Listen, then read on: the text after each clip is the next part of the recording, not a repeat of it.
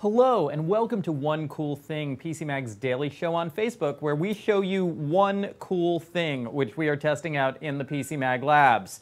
I'm Sasha Segan, and I'm the only person here. So I am going to need a lot of help from you folks. You listeners, you viewers, you readers. Make some comments, holler some questions at Social Pete in the comments box, asking about especially the mobile phones that have just been announced at the IFA trade show in Berlin. Now, it's been raining phones the past couple of days. It was raining phones this morning, that's for sure. And one of the most notable phones to come down this morning is this LG V30.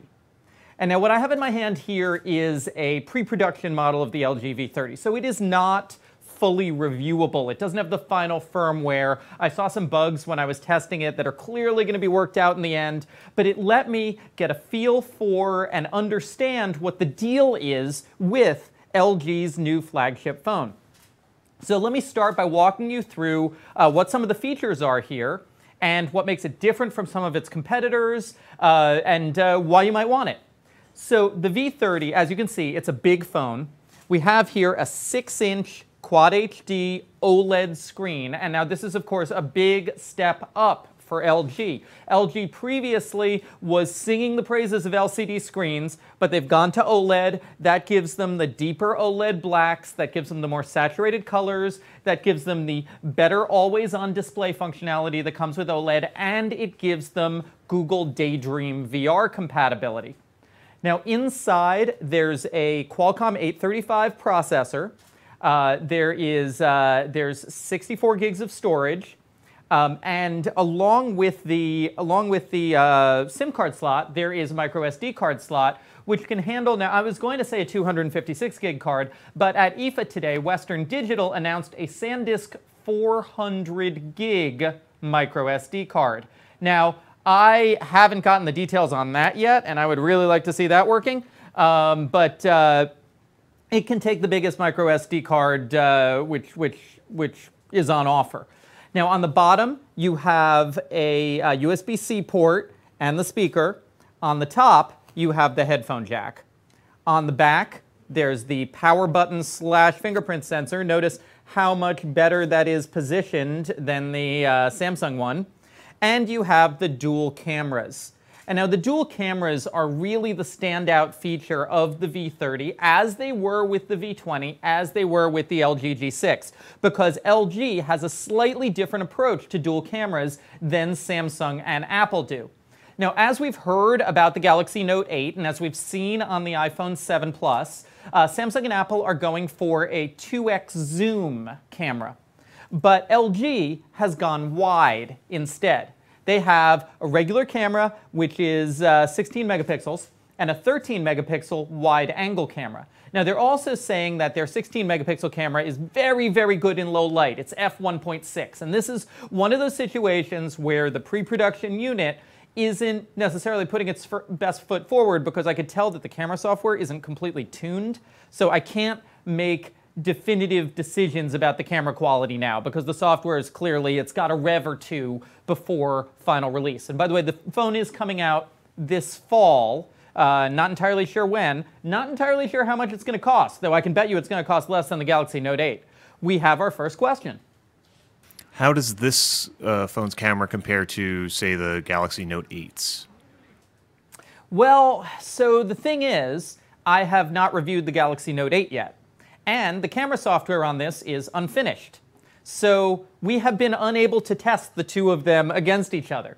You can look at the specs, and you can say that the Galaxy Note 8 has a 12 megapixel camera with that 2x zoom, that it's probably very good in low light. This one, I believe the Note 8 is an f1.8 or a 1.7. This one's an f1.6. Let me double check on that 1.6. Give me a second here. Camera.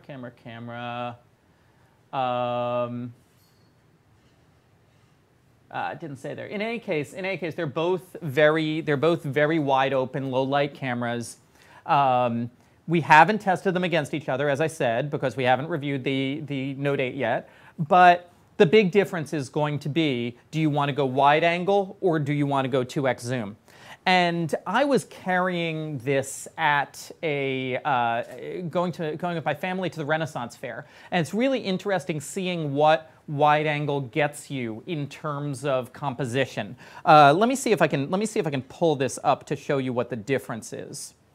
So now we're in normal mode, and are we looking at the front-facing camera? Yes, we are. Okay, so now we're in normal mode, and now we're in wide angle.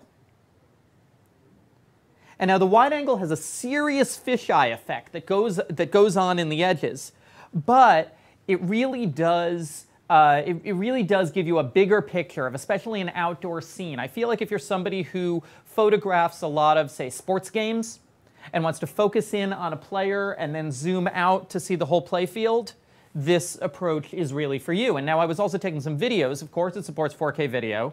You know, it looks great. And you can switch between wide angle and regular angle seamlessly during the video, which is a really nice effect. Looks like we have another question out there.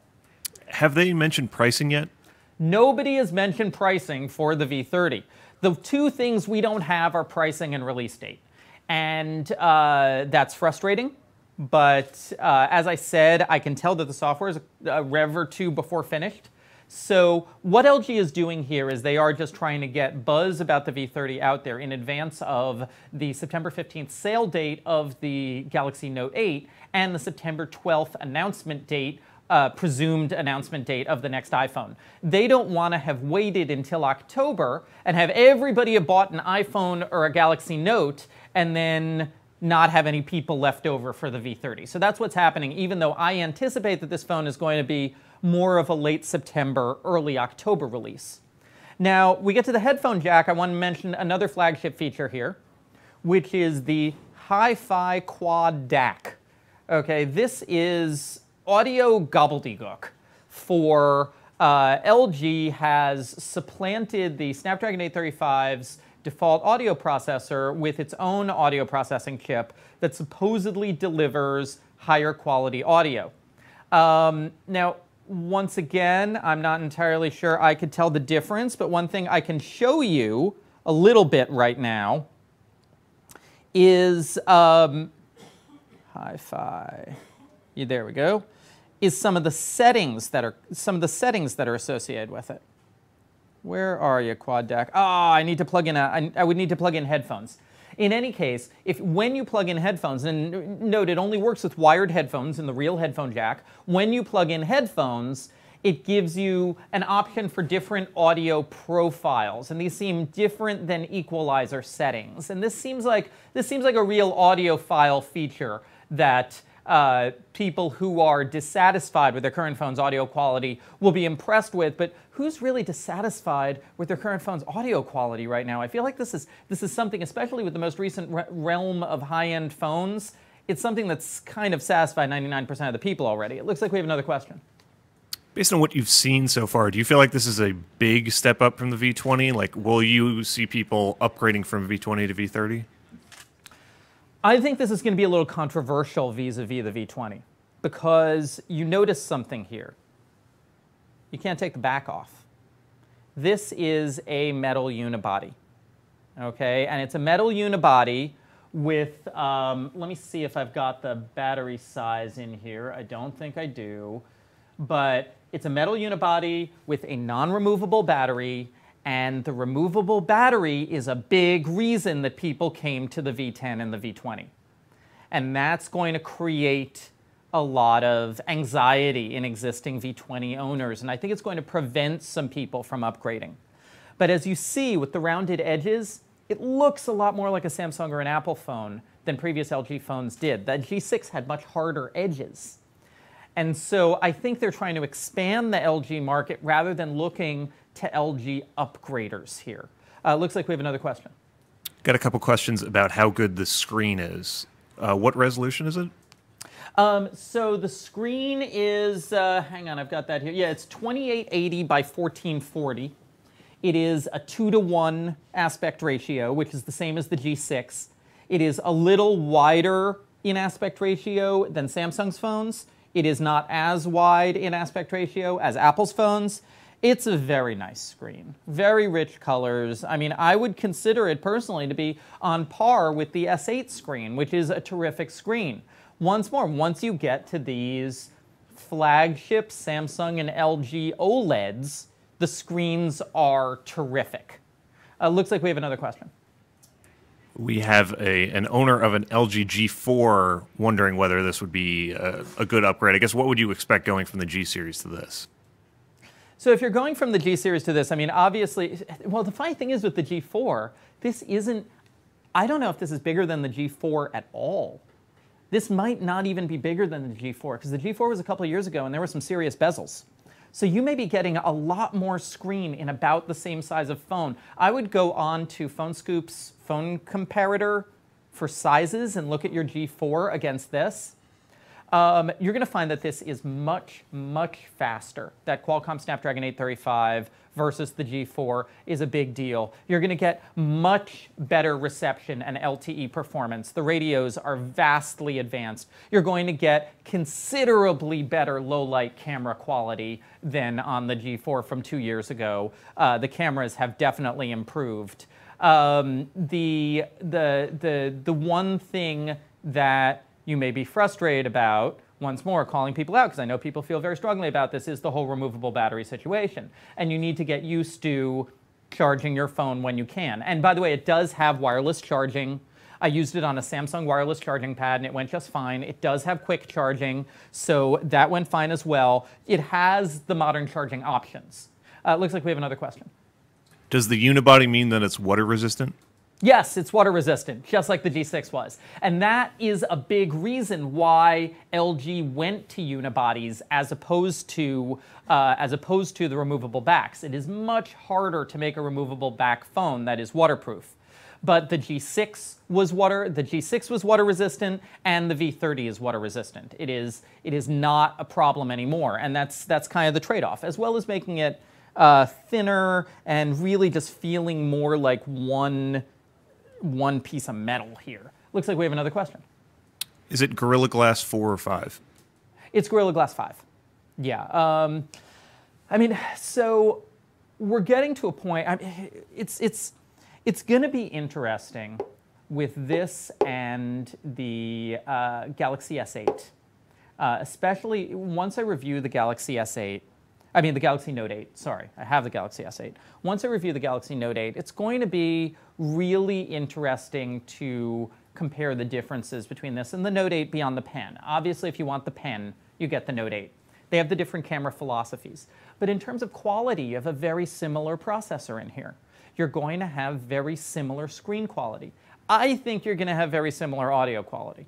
So a lot of those baseline features aren't going to be hugely different between these flagship phones. Although with radio, I want to get to one other point about this phone, but let's go to another question. Will the V30 still have raw shooting capabilities? The V30 does have a pro mode in the camera. I will pull you up the manual mode.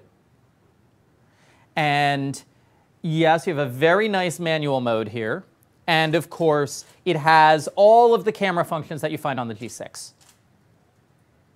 So that is not a problem. Now, one thing I wanted to point out about, hang on, I'm going to pull up something. Yep. See, here's your Save as RAW option. You can see it right here on the screen.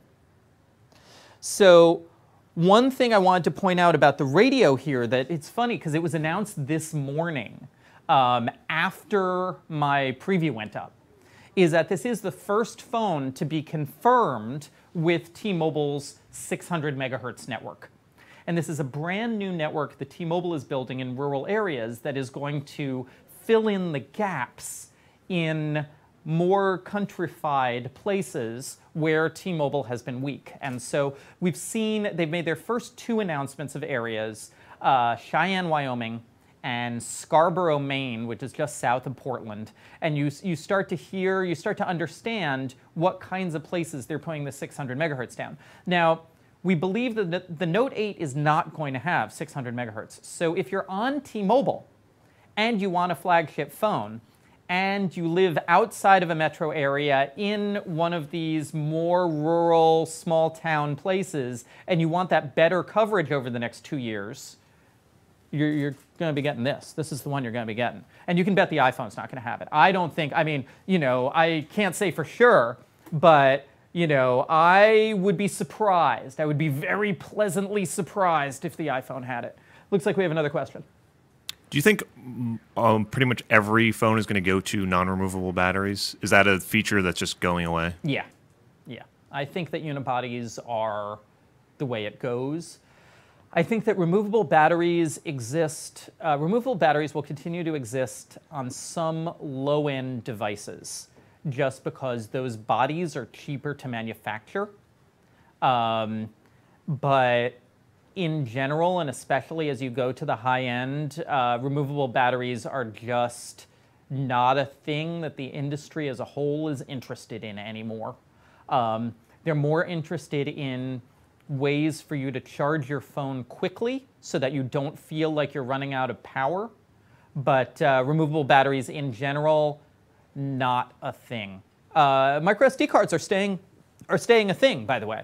And that's because micro SD memory is it's a really inexpensive way to upgrade your phone in a big way, and it doesn't imperil things like thinness and water resistance, which are really the things that manufacturers are prioritizing right now. Another question out there. Just one last one. When do you expect this to launch? So, okay, so there's a little bit of tea leaf parsing going on here, tea leaf reading, I guess, which is that AT&T, for instance, the carriers are saying it's launching this fall. And T-Mobile, I believe, is saying it's launching this fall. And this is a pre-production model.